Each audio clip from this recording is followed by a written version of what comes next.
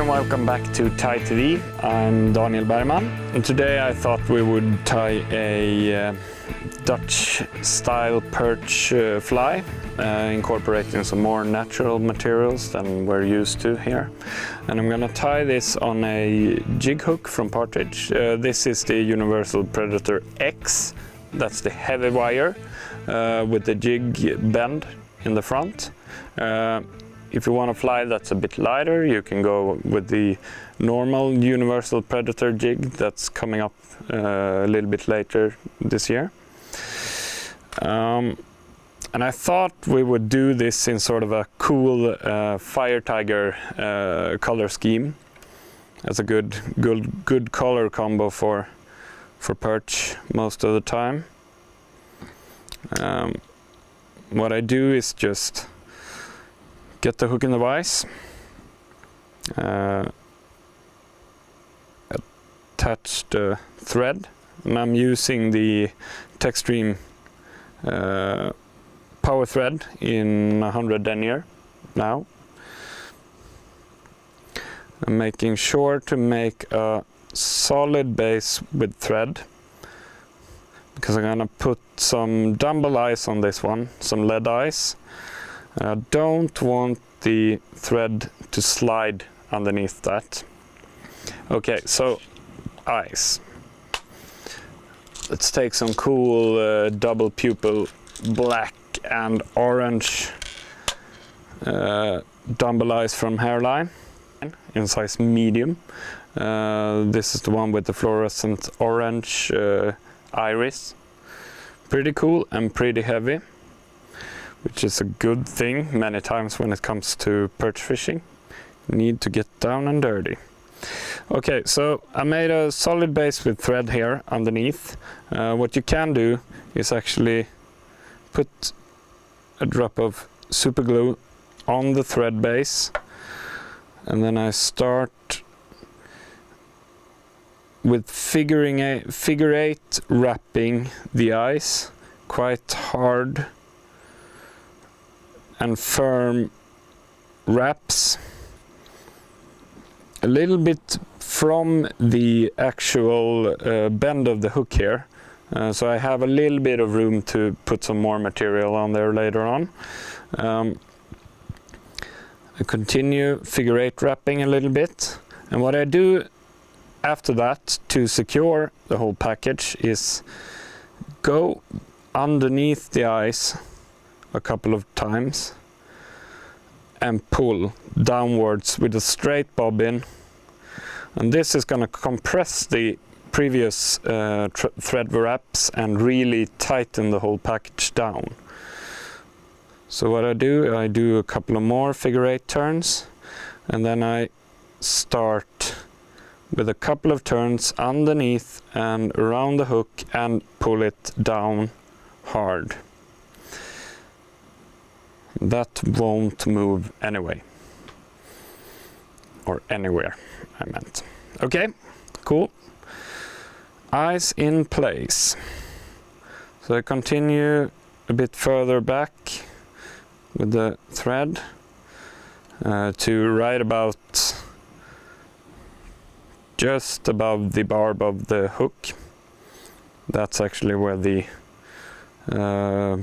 bend of the hook starts.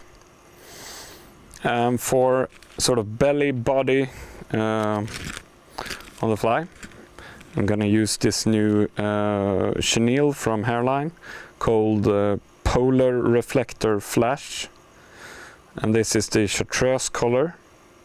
Really cool. It's a bit more dense than many similar materials on the market today, which is really nice in several different ways. You can actually, it's easier to build up like a really dense abdomen on a fly, or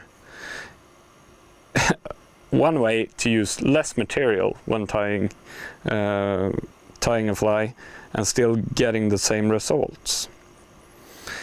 Okay, I just tie it in really hard so it stays there in the back, and then I progress with the thread to right right behind the dumbbell eyes.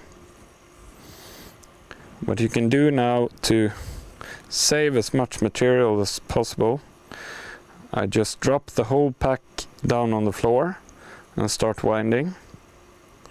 And as you can see, I have tied in the material with all the fibers facing that way and not that way.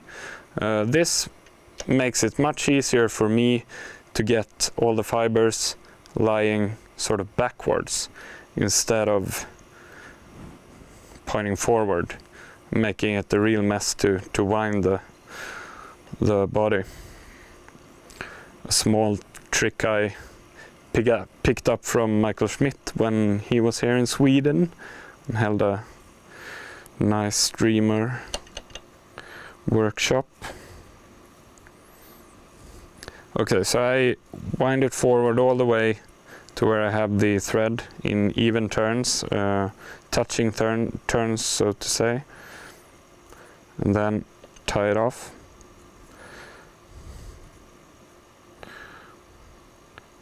Just behind the hook, or just behind the dumbbell eyes. Trim off the excess, and then we can take this away. You can see the bags of this stuff is quite generous. I think it's like 3 meters or something. Cool. Okay. What we're gonna do now is add a tail to this guy. And the tail we're gonna do of Zonker. This is a sort of tip-dyed yellow with red. Really cool color combo. I guess we'll have to cut it. I cut it all the way up on the hide. Then I sort of measure how long I want the tail of the fly to be. I want it quite long because the swimming motion on this Zonker is really good, really good. So I want to leave like 10 centimeters behind the actual fly. And what I do then is I find where I started with the material and I take measurement there, and then I turn the whole thing upside down, and then I pull the hook straight through the hide of the Zonker. Take away the hook from the vise and pull it down as far as you can go on the hook until the material of the body stops the Zonker from sliding, and then get the whole thing back in the vise again.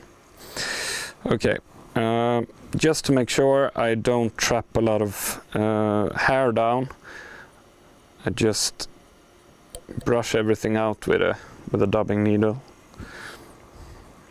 or a bodkin, I think it's called in American.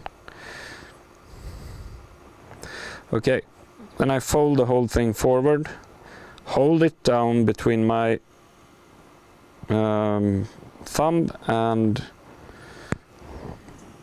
pointing finger. I don't know. I point with it at least. And then I tie it down close to the dumbbell eyes with a couple of hard turns, making sure that the skin of the Zonker actually folds down on the side of the hooks. You don't want it to fold upwards. You're not gonna get a nice result then. Okay, trim away the excess as close to the tie-in point as possible without cutting the thread. Cool. That's enough for another fly, at least.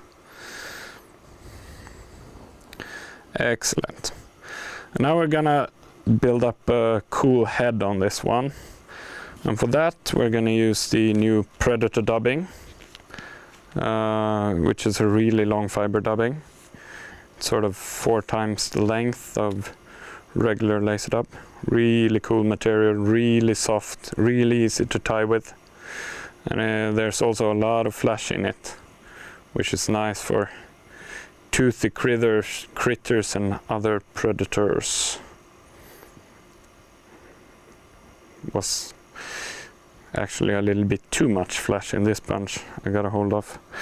Okay, so what I do now is I take the whole bunch, tie it in, or hold it above the dumbbell eyes, right on top where I tied in the zonker, and spread it as much as I can around the hook, so I sort of with a thin layer cover the upper part of the hook shank. Okay, that's the upper side, and then I do the same thing on the underside.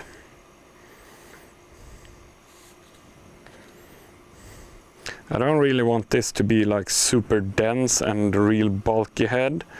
I want the first couple of layers of this stuff to be sort of an extension to the body, or not like a natural continuance of the body. Tie it in on the opposite side, make sure it spreads all the way around. Cool. And when it's in place, I fold it, the whole package backwards, and sort of tie it down.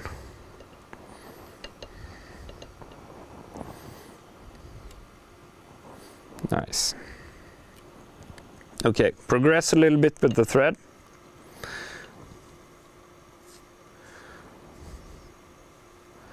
Then I want to have something really fluorescent. As you can see, the green one is, the green chenille is really heavy fluorescent, but the yellow dubbing isn't.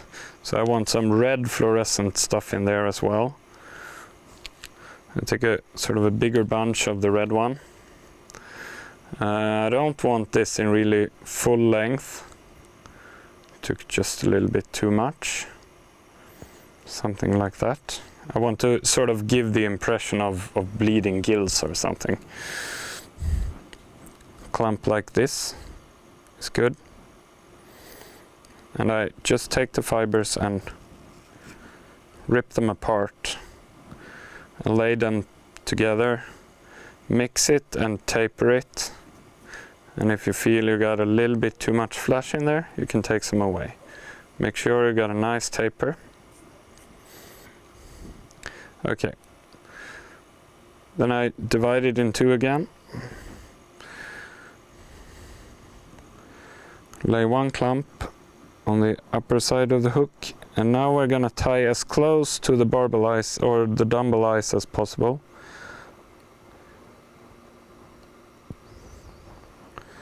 Here we go.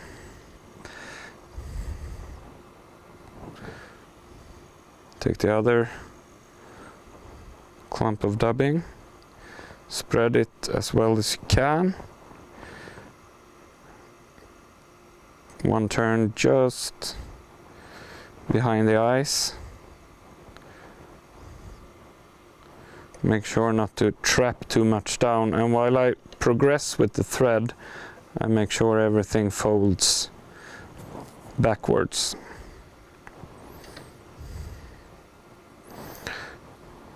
Continue with the thread like just in front of the eyes.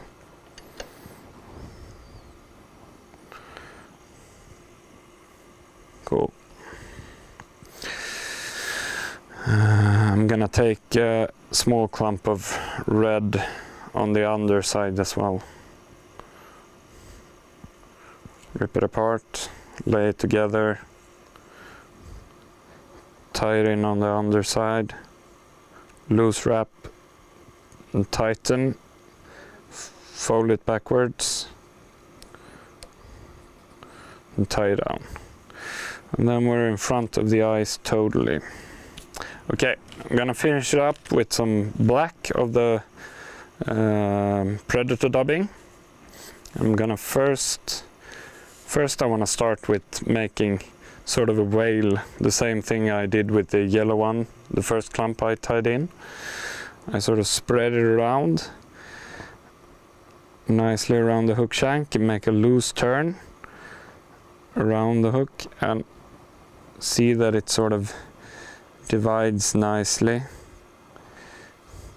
Try to get the ice to pop out between the fibers. And then I gently tease the fibers pointing forwards, backwards. So I get a nice spread around the hook. Excellent.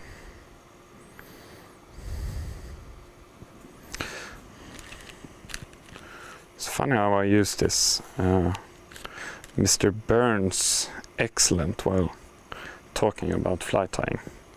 I often find myself doing it even when I'm tying in front of people. Okay, one more clump of black. Rip it apart, lay it together, taper it.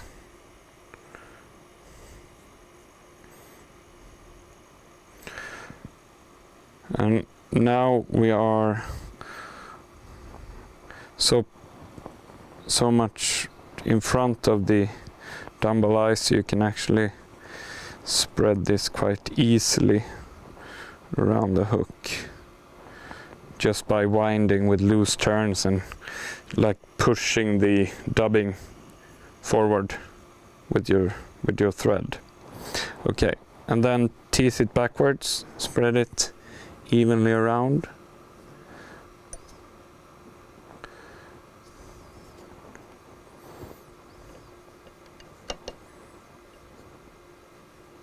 And tie it down.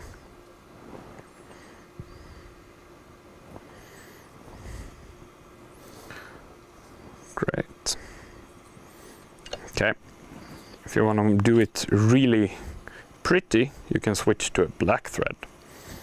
Or you can... I'll do it that way instead. I'll take a permanent marker in black. Just color up the thread.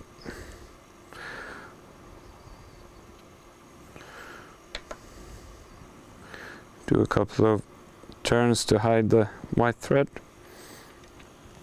And then I take some of the brushable super glue, stroke it on the thread with your bobbing in a horizontal plane. If you do this with the bobbin straight downwards, you might end up with a whole pipe of the bobbin filled with glue, and then you are one bobbin back. Okay, and I'll finish it up with like a whip finish.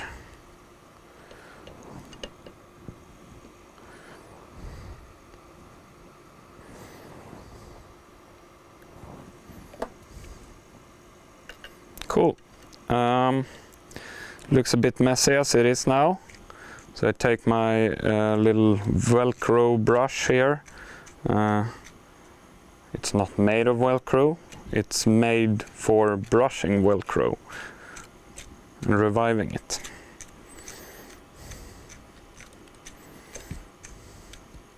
And this makes all the dubbing fibers sort of blend together quite nicely and give a really nice shape to the whole fly. Well, it looks pretty cool like this, but if you want to make it even a little bit more fire tiger, you can take your permanent marker and let's see now. It's a bit tricky with the hook point riding up, but I just make some stripes.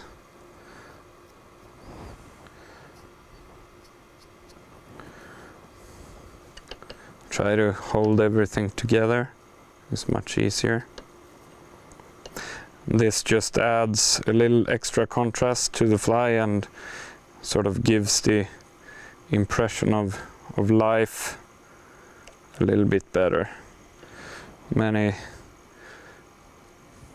prey fish for predators are actually striped on the back.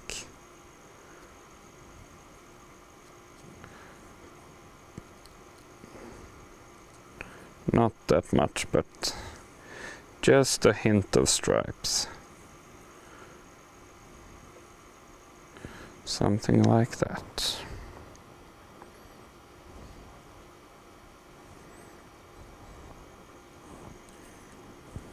Cool. And that's about it. Sort of a Dutch style perch pattern that they use a lot while fishing the canals down in Holland. And it works really well also for Swedish perch, of course, and probably Danish perch and Norwegian perch or Australian perch or whatever. It's a great jigging pattern that, as you can see how soft the tail is, and this swims really well as the fly sinks. Cool standard pattern that you can tie in a huge variety of colors. It's actually only about up to your imagination how many versions you want, but this one is a good one. When you have a bit murky water on cloudier days. Nice attractor pattern. And I'm pretty sure if you tie this in like some olive brownish colors, you could definitely use it for trout as well in the rivers, imitating like a sculpin or something. It's good. You can really bounce it off the bottom. Quite a heavy hook, so you can usually get your hook out of the weed if you get stuck in the weed and stuff. Just pull it hard and you won't straighten the hook. So give it a try, both to tie it and to fish it. Thanks for watching, and until next time, make sure to tie as many flies as possible and go fishing as often as possible. So take care, bye.